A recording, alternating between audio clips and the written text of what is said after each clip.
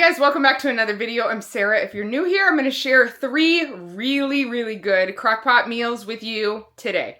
They're no cheese, no beans, no corn, and they are our favorite, most used crock pot recipes for our large family. We go to them often, and this last 2 weeks in particular, crock pot meals have been saving my life because we've been so busy. I think they might really help you with your week to make it successful. Just have dinner ready for you, smelling great when it's dinner time. The first one up is Moroccan chicken. It's so good, truly a favorite of ours. We're starting with 5 pounds of roughly chopped, boneless, skinless chicken thighs. You could definitely cut this recipe in half by just doing 2 or 3 pounds of meat, but it makes great leftovers. So if you have a lot, you can just use a lot. I'm gonna use about 4 limes, or around half a cup of lime juice, a whole chopped yellow onion. I love when a crock pot recipe starts with uncooked meat because it just saves extra time when it's able to cook in there. The flavors in this meal absolutely pop. They really come together. The garlic, the ginger we're going to add, and this lime make it so flavorful. If your kids don't like flavors or don't like flavors they're not used to, I would say just keep trying. My kids all love this meal. One thing, if you're a young, new parent, I would say is introduce your kids to a lot of different flavors when they're young. It helps so much. We did it from 9 months old when they were eating food, even younger than that.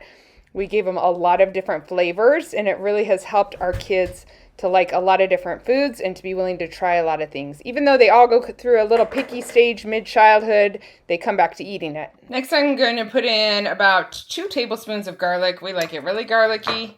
This is my home canned up, not really canned, but garlic. I'm doing even those heaping, and I'm going to use 1 heaping tablespoon of ginger paste, or you could do just fresh grated ginger.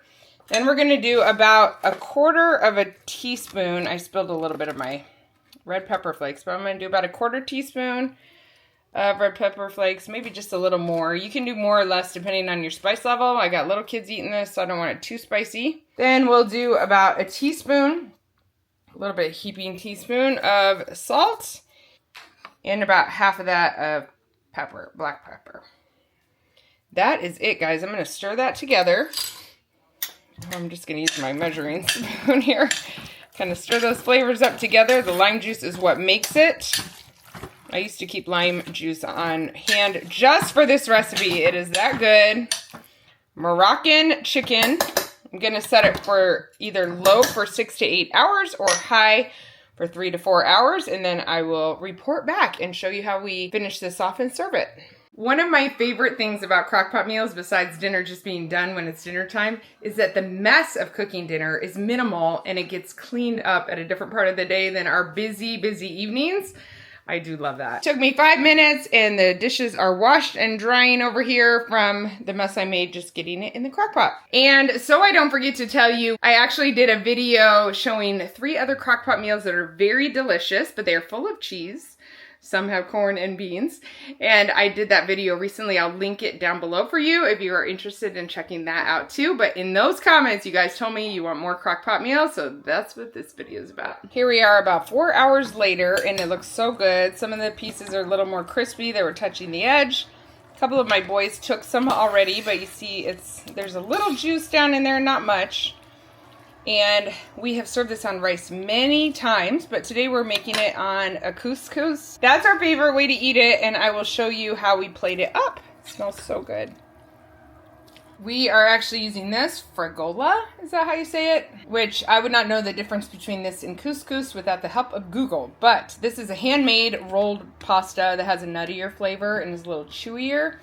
Couscous is steamed more. Yeah, that's the biggest difference, but it's a tiny little pasta either way, either direction. This one you have to boil for several minutes, where couscous, you kind of just put the boiling water over it, stir it and cover it, if I remember correctly. So I think couscous cooks up a little easier. By the way, I ended up adding about a teaspoon of salt more. I just like it really salty. We're serving it tonight with some home canned green beans and this, whatever it's called. And here's one of the kids' plates with, I think I like the couscous a little better. This is a little harder, but It's nice when there's some sauce that you can pour on top of it as well, and some green beans, and that's one of the kids' plates. Dinner was a success. I had mine, just the chicken with the pear, so it was wonderful. It tasted great. Next meal up, it is a Sunday morning here, and I'm gonna do the easiest and our favorite, probably, of all the meals that go in the crock pot. This is so easy. When I was growing up, my mom would make roast on Sunday a lot of times. We'd go off to church, come home to a big roast dinner with potatoes and carrots in it. And after I was married for a while, I realized, okay, I need to make a roast dinner because Sunday afternoons are crazy.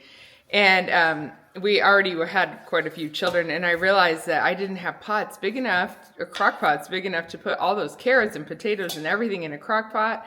And actually, to do it now in a roaster, I would need like a huge roaster to do as much carrots and potatoes as we would eat. And so I just moved to cooking the roast separate, and then would make mashed potatoes or something else on the side. So I'm making roast in the crock pot. I have made this for you guys before. It's like one of your favorites too, because it's the easiest thing in the world. I have tried it with all different kinds of roast. Today I'm using an arm roast and a rump roast. Does that say bump? No, it looks like the R looked like a B.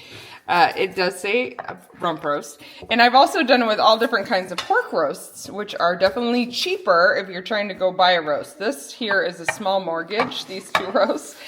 We always say that our kids would not have steak. They would not know eating steak as often as they did if we didn't buy a whole cow at a time. And because of that, we often have a lot of roasts too. When you buy a whole cow at a time, you get to pick all your cuts, and we always pick some steaks. It's the same price per pound for everything with the ground beef. We always pick some steaks and roasts and all of that good stuff as well. And these are good for a lot of things, but our favorite way is just to throw them in here. So let me get them in here and just show you what I do. I just salt and pepper these guys generously on both sides. No water added, no broth added, no vegetables added, nothing else. That's the easy part. I will flip it over and make sure each side of these two is generously salt and peppered. And that is it, my friends. I'm going to do 4 hours on high. Sometimes we do make potatoes and carrots, but often we will just put it on buns as roast beef sandwiches. We will make it into quesadillas for the kids. I love to just eat the meat plain, and I love it when there's leftovers too. I'll do a pile of cottage cheese next to it and just eat that. Really high protein, really tasty meal. It is always perfectly cooked. This roast is so good. The shoulder roast doesn't fall off the bone quite as much as the rump roast does down there, which is really falling off the bone. So many ways to use this meat. We save the broth. Here's an example of some we saved last time, and when it has that fat layer on top that rises to the top in the fridge, that kind of helps the lower stuff last a really long time in the fridge. So we'll save the broth from this one as well, and we'll use that for a soup. This fat layer really is a good protectant for it and lets it wait several weeks even. Just fine. The house smells great. The meat's incredible. This is definitely our favorite thing to cook in the crock pot. All right, I'm back with one more meal. It's really quiet in my house right now, so I'm taking this opportunity to get it in the crock pot and show you at the same time. This one is a favorite of ours. I have shared it before, but it's worth sharing again in case you haven't tried it. You could probably alternate it a little if there's one or two ingredients you don't like, but it is a winner at our house. We've made it for probably 20 years now. No joke. I'm starting again with 5 pounds of chicken thighs, and this time I won't chop them up. I'm just gonna throw them in the bottom of the crock pot. This one is Indonesian peanut butter chicken. Next, I'm making a very simple sauce. I'm gonna do about 6 tablespoons of soy sauce. In my case, I use liquid aminos. Then about 12 cloves of garlic, which would be about 6 teaspoons of the cheating garlic. You could do a little less if you're not as huge a fan of garlic as we are. And of course, you can half this recipe too. Of course. We're gonna do 3 tablespoons of ginger paste. And I do heaping for sure, do a little extra. And then I'm just gonna put in a little red pepper flakes again, not very much, probably 1/8 of a teaspoon, maybe to 1/4. I like enough that it gives us some good flavor, but I don't want so much that it makes it real spicy. Definitely, if you like spice, this is a good one to make spicy though. And then we just have some little kids that don't. And then sesame oil, I'm going to do 6 teaspoons of that and mix it together. Now that simple sauce that I mixed just gets poured over my chicken on top of it. Since I added a lot of ginger, it made it a little thicker than I like. So I'm going to dab in a little extra of the liquid aminos or soy sauce. And then we're going to do the same thing on high for 3 or 4 hours or low for 7 to 8 or even 6 to 7 is fine. These cook up pretty quick. All right, guys, here is the not finished product. The chicken smells so good. Oh, this one. Why does it smell so good? I'm pulling the chicken out and leaving the broth in the bottom. It's that Asian flavored broth. Is that bad to say? Asian flavored? I don't think so, but they are very well-loved Asian flavors, especially with that soy and the garlic and ginger. Lots of countries use a lot of garlic and ginger, but that combination is so good. Okay, so I'm filling up a tray here, and then I'm going to, within that juice, I'm going to add 2/3 cup of peanut butter. I love to use all natural peanut butter, but anything works that you got, and that will make a peanut sauce that we will put on top of our chicken. I got a few little chunks left in there, but that's okay. I'll leave them. Okay, I added the peanut butter, and the crock pot's still really hot, so I'm just melting it down into that sauce. One of my kids just walked in the room and said, "Oh, that makes so much sense. The smell smells so familiar." This is one of the meals that when my children are grown adults, they'll be like, "Oh yeah, Mom used to make, peanut butter chicken in the crock pot." We all have those meals. I remember my mom used to make Salisbury steak, sweet and sour chicken, honey mustard chicken, hamburger soup. I can name the things she used to make. Okay, we're gonna pour that over our chicken here. I shouldn't be using a fork because the sound is bad. Ooh, that crock pot's hot when I touch it accidentally.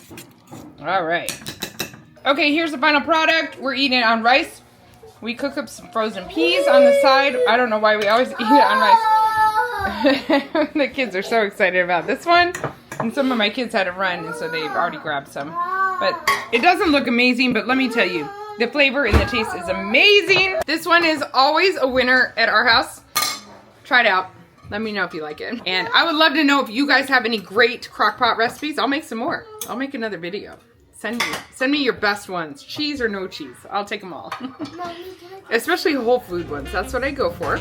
And yeah, thank you guys for watching once again. We will talk to you in the next video. We're getting ready to go to Japan. This has saved me this week, these crock pot recipes. Oh yeah. Bye guys.